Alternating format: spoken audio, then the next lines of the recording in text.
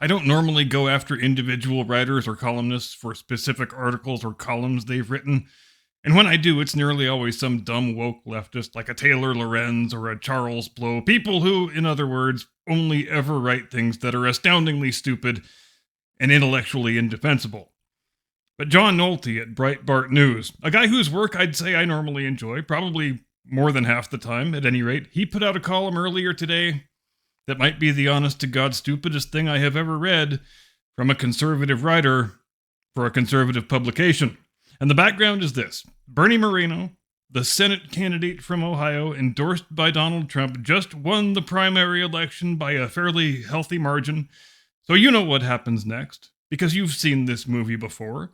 The mainstream fake news media are going to get all hands on deck to wage a campaign of scorched earth personal destruction on this guy for committing the unpardonable sin of being a Trump-endorsed candidate who has a chance to take a Senate seat away from the Democrats. In this case, they didn't even wait for him to win the primary. A couple weeks ago, they actually tried to stitch him up for supposedly making a profile on Adult Friend Finder like 15 or 16 years ago.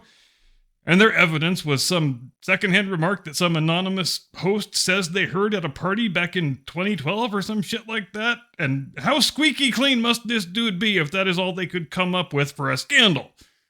So that feeble attempt failed to move the needle at all.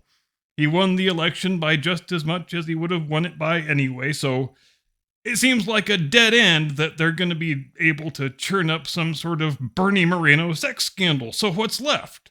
What are we supposed to do now? Well, the New York Times decides, hey, we've got to give this thing the good old college try. We can't all go to our graves knowing there was a Republican candidate that we didn't try to destroy. So the Times editorial page ran a column the other day about how Bernie Moreno is white. And because they're the New York Times and they are playing to an audience of disgusting racist shitbags, they use the word white as a pejorative, and they use it repeatedly that way. If you're in Ohio, you can't vote for this guy because he is a filthy white peckerwood cracker. And that was the thrust of the column. So now, enter John Nolte at Breitbart. The headline of this column today goes like this. NYT political reporter, quote unquote, spreads disinformation that Bernie Moreno is white, also quote unquote. And here Mr. Nolte lays out his thesis. Quote, Jonathan Weissman, a political reporter at the far-left New York Times, attempted to spread disinformation about Republican U.S. Senate candidate Bernie Moreno being white, unquote. And he goes on to say, quote, Moreno is not white, he's Colombian. He's so Colombian, in fact, he was born in Bogota, Colombia, unquote. Now, first of all, he spelled Colombian wrong with a U instead of an O, so he's not exactly crowning himself in glory right off the bat here. And what is the biggest problem with Mr. Nolte's thesis? Well, the fact that Colombia is a majority white country, just like a variety of Central and South American countries are. White Europeans are an absolute majority of the population in Argentina, Colombia, Chile, Cuba, Uruguay, which is the whitest country in the Americas, by the way, including Canada, Ecuador, and Bolivia. And no, before you ask, that does not include mestizos or mulattoes. That is just people who self-identify as being only white European. In fact, there are exactly as many white Latin Americans as there are white people in the United States, around 200 million each. Now, John Nolte is obviously operating under the mistaken impression, and it's an impression that a shockingly regrettable number of Americans share, that everybody south of the Mexican border from Tijuana all the way to Tierra del Fuego is part of some homogeneous racial monolith called Latino. Apparently only by virtue of the fact that they speak Spanish and Portuguese, which is a weird basis since those are both white European languages. The idea that Latino is a separate and distinct race is something that's been pushed very heavily by the American left these last 15 or 20 years, and the reasons for that are fairly obvious. The whole Democrat Party electoral strategy is to separate the population into as many racial and ethnic subgroups as possible, then pit the groups against each other and use them to mix and match an electoral coalition every 4 years. Bob's your uncle, we win. In other words, here we have a conservative columnist on a conservative news site writing a column that premises and predicates itself on the uncritical acceptance of woke leftist racial paradigms.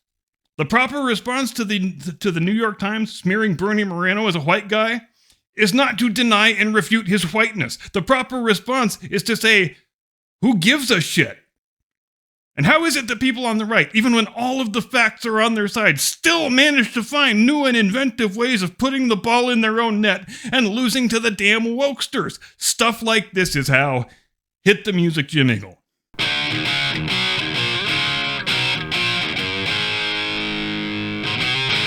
From high atop the battlements of Castle Curmudgeon, where the first rule of warfare is, if you fight the battle on a field of the enemy's choosing, your ass is gonna lose.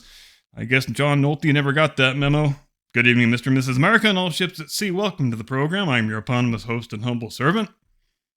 And you may remember a story from late last year about a Planet Fitness location in Anchorage, Alaska, revoking the membership of a female customer after she complained about the presence of a dude who was in the ladies' locker room waving his male genitals around like he didn't have a care in the world.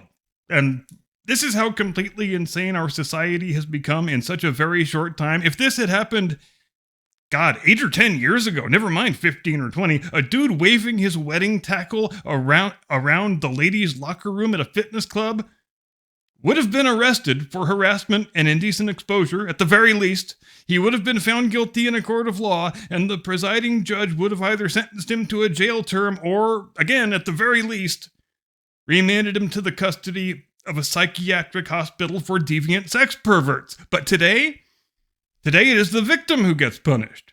She gets her gym membership revoked. She gets smeared in the media as an awful, bigoted transphobe. And the exhibitionist criminal sex pervert gets celebrated for being stunning and brave and stunning. And Planet Fitness?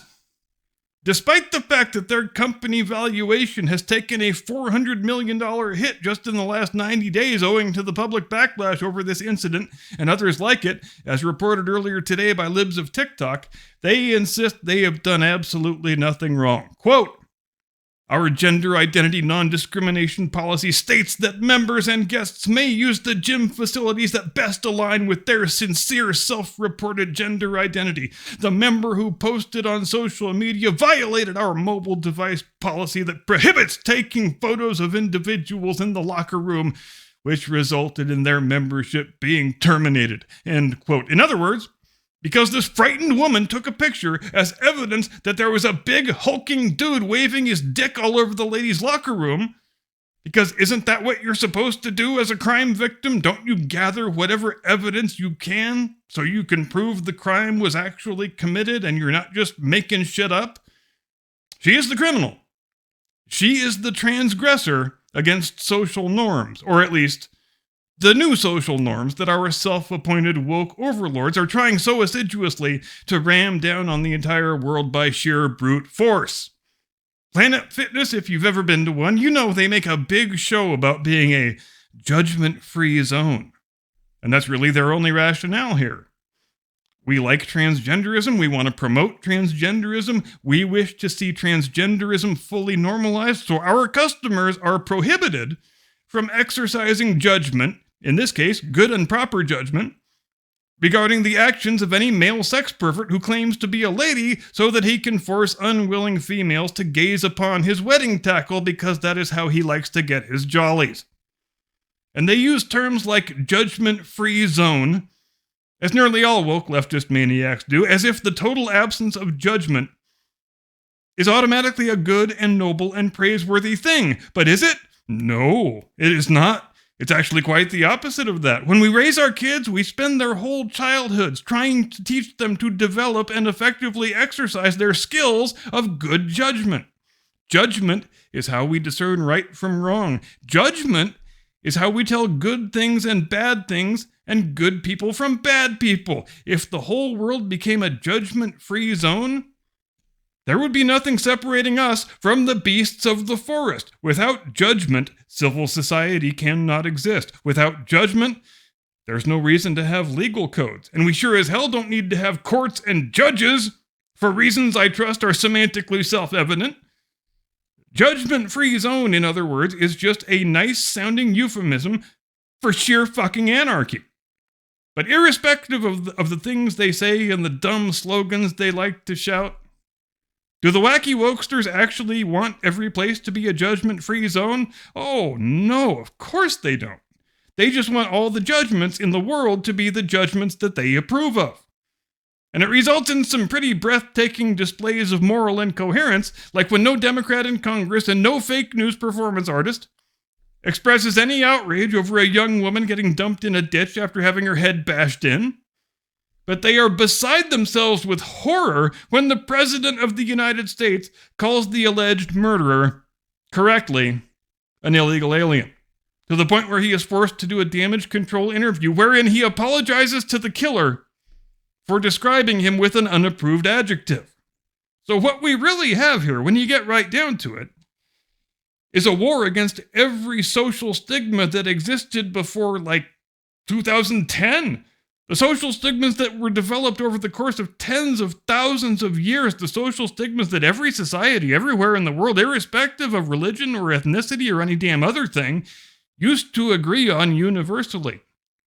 It is a conscious attempt to reject and invalidate all of the hard-won knowledge we as a species have gained since the dawn of human civilization. If it's seen as being transgressive toward the ancient and the historic and the traditional, then the modern left is in favor of it. 100%. The modern left yearns to live in a world where the only enforceable social stigmas have to do with calling things the wrong word. So there should be a social stigma against calling a dude if he insists he's really a chick. There should be a social stigma against telling a woman who's had 8 or 9 abortions that maybe she should try to get knocked up less often. There should be a social stigma against parents who say, maybe I don't want my first grader reading hardcore gay pornography books in school. Those types of social stigmas are good and proper things, and they should be ruthlessly enforced by the central government on pain of prosecution and imprisonment. But the other social stigmas, the ones that every society in the world used to agree on up until 5 minutes ago, those should all be dispensed with. Tossed into the wastebasket with extreme prejudice. Social stigmas like, if your children aren't being raised by a father and a mother who are married to each other, you should be ashamed of yourself. Or, maybe you ought not to spend your life having recreational sex with random strangers. Or maybe don't get married to someone unless you are prepared to forge a permanent life partnership with that person. Things that are viewed by most people today as nothing but quaint anachronistic relics of the past that we can just as well do without. But can we? I think the answer to that question is as obvious as it is self-evident. We can see it spelled out all around us in a wide variety of ways, and it is an emphatic, hell no, we cannot.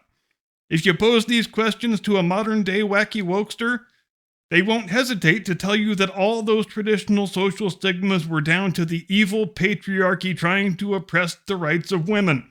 But once again, every society in the world used to agree on all of these things right down the line. Single motherhood carried a social stigma because single motherhood is not good for children. Divorce carried a social stigma because broken homes are not good for children. Casual sex carried a social stigma because unmarried procreation is not good for children. Every society used to agree on all these things because every society has a deep and abiding interest in the welfare of its own children. None of this is fucking rocket surgery. And it is a verifiable fact about the world that children have better outcomes by every conceivable metric when they are conceived and born and raised by a mother and a father who are married to each other. And I know it upsets a lot of people when I put such things in such terms, and I do not care. Sometimes the bad things that happen in your life are your own damn fault. And if you can't look inward, if you are congenitally incapable of honest introspection, well, good luck ever bettering yourself or improving your condition in life. Now, the current effort by the modern day left to get rid of the traditional social stigmas, which are good and useful things, and replace them with bullshit word games, which are not, is something that really hasn't been seen in the West since the French Revolution. And if the wokesters were left to their own devices, they would probably wind up going full Jacobin. Because we know these people are pretty much totally incapable of exercising restraint and articulating any sort of limiting principles. So eventually they would do all the same things as Robespierre and his crowd did. They would declare it year zero, they would outlaw religion, rename all the days of the week, and cut off the heads of everybody who opposes them, the whole 9 yards. The other place you see such things, of course, is in communist countries after they have had their Bolshevik revolutions. The erasure of history, the eradicating of former social norms, it's always the first step in the new regime consolidating its power. No, you don't need to look at those statues anymore. We got to pull those down. You don't need to look at those pretty paintings and those nice buildings. They need to be destroyed at once. They might distract your attention away from the mandated worship of your new dear leader, and we just can't have that. And you sure as hell can't read any of those unapproved books you used to enjoy reading. Quick, somebody fetch a match and some gasoline. Is it ever a good idea to reject, out of hand, knowledge and wisdom and lessons that it took hundreds of generations to learn? No, it isn't. Any society that goes down that road of rejecting the ancient and the traditional for no better reason than because it is ancient and traditional does so at its own extreme peril. And a society never, ever, ever comes out the other side in better shape than it was in before, because history has a wide range of valuable lessons to teach us. Our ancestors were not a bunch of stupid, useless, unenlightened rubes just because they didn't have cars and smartphones and space telescopes. In fact, in many ways, they were far more wise than we are. What would they make of the fact that we spend our time arguing with each other over whether a man can magically transmogrify himself into a woman just by putting on a dress and wishing it so? I suspect they would call us all a bunch of idiots, and they would be absolutely right. Thank you very much indeed for watching. See you Sunday, Blast Radius, 8 Eastern, 5 Pacific. Don't miss it, or you will be flogged on the quarterdeck in front of the assembled ship's company, and we wouldn't want that to happen. Have a great day and a pleasant tomorrow. Do not comply. Get off my lawn.